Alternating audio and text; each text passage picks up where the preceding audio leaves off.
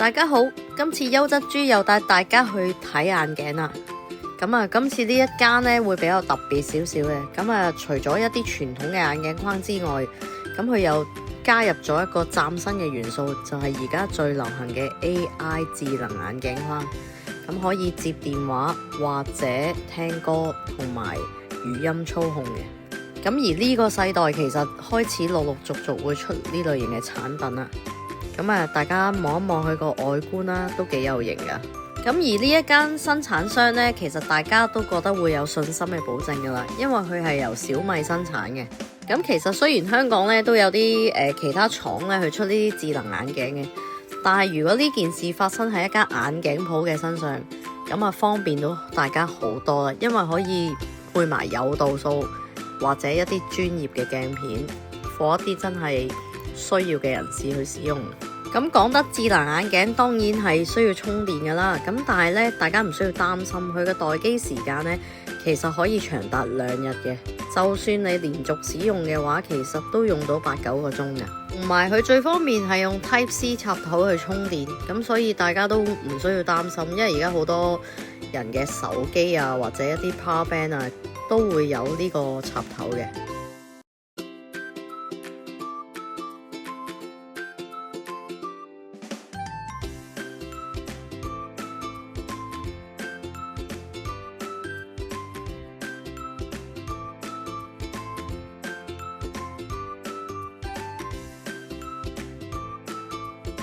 另外佢跟機嘅說明書都好詳細，同埋盒入邊包裝跟嘅嘢都好齊全嘅，有埋眼鏡袋啦，跟住有充電線啦、眼鏡布啦。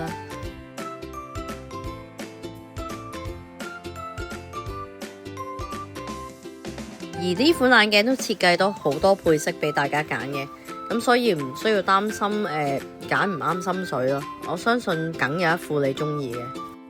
亦都打破傳統啦，因為以前呢類型嘅眼鏡一式一樣，好死板嘅。而另外佢有個尊貴少少嘅鈦金屬版本，物料比較輕身同埋貴重嘅。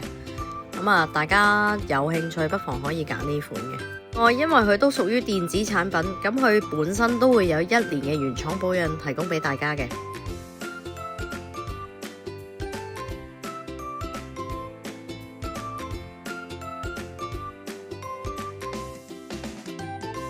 呢度我近鏡少少影個說明書俾大家睇，但係大家如果真係有興趣嘅話，就不妨過嚟柏林眼鏡去睇一睇。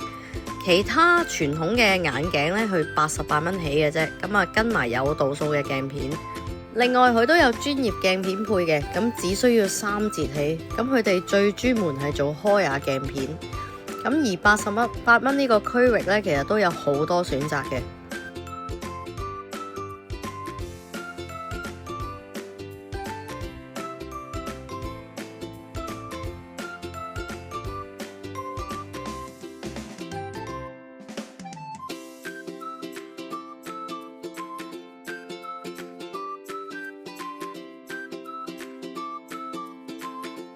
同埋佢而家都做緊一個優惠啊，所有配眼鏡嘅客人都可以免費送呢度太陽眼鏡1副嘅，啲款式都好靚噶。另外當然啦，佢會有個專業嘅視光師，同埋亦都唔少得專業嘅儀器幫大家去測光啦。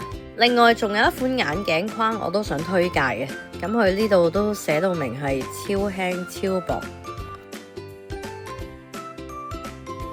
而呢一辣嘅眼鏡框真係輕過一張 A4 紙，但係你唔好睇佢咁薄咁輕，好似好化學，佢嘅堅韌度真係好誇張。轉頭會試一試俾大家睇，大家唔好眨眼啦，拉到咁樣都唔會斷，同埋唔會變形啊！我即場都有試戴過呢副眼鏡，戴咗上去真係唔覺得有戴眼鏡嘅 feel。而呢副眼鏡個鼻托位呢，佢係專登轉用咗直膠，因為本身個鏡框太輕呢。如果用直膠嘅鼻托係會冇咁跣嘅。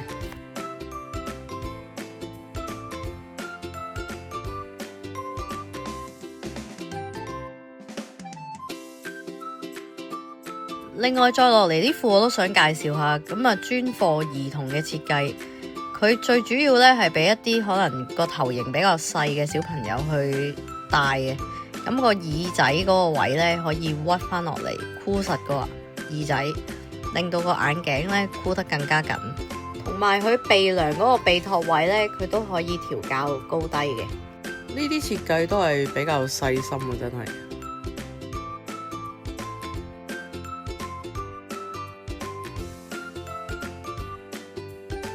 而呢度註冊嘅視光師佢都攞咗唔少證書嘅，因為我同佢傾過偈，佢都係醉心於德國嘅技術，咁佢有好多證書都係德國讀翻嚟嘅，咁而佢專門嘅開眼鏡片佢都攞咗認證嘅，亦都經常出去同唔同嘅國家去交流。而如果大家配全視線鏡片咧，佢哋有部機器可以即時試個紫外光燈，眼鏡亦都會即刻變色嘅。咁呢位就係上官先生啦，大家嚟配眼鏡可以揾佢啊。而佢店內入邊都會有啲控制度數嘅小技巧教大家嘅。最後眼鏡鋪都會有4個保證嘅，包括服務保證、技術保證、價格保證同埋質量保證，所以大家喺呢度配眼鏡好放心。咁而最後我就教一教大家點樣嚟呢度啦。咁其實佢身處喺東門嘅，咁本身呢，我應該喺 E 出口出，不過我就出錯咗啊。咁今次就會教大家喺 H 出口出。佢嘅位置就喺東門步行街入邊嘅東門眼鏡城。咁如果 H 出口出向住右手邊方向直行，其實前少少已經見到呢個東門眼鏡城噶啦。而家大家望到右手邊呢一棟就係1、2、3、4商場嚟嘅。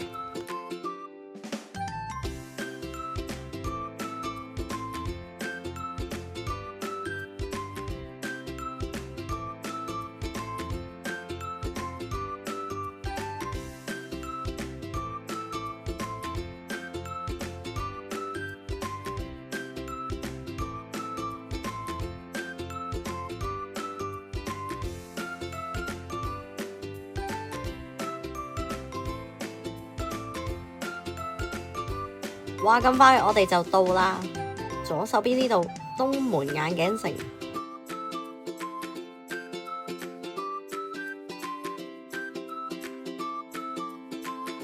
咁而家我哋就搭 lift 上2樓，一出 lift 向右手邊方向行，行到第一個街口轉左，跟住繼續直去經過電梯口。然後行前多少少，我哋就嚟到呢個柏林眼鏡店啦。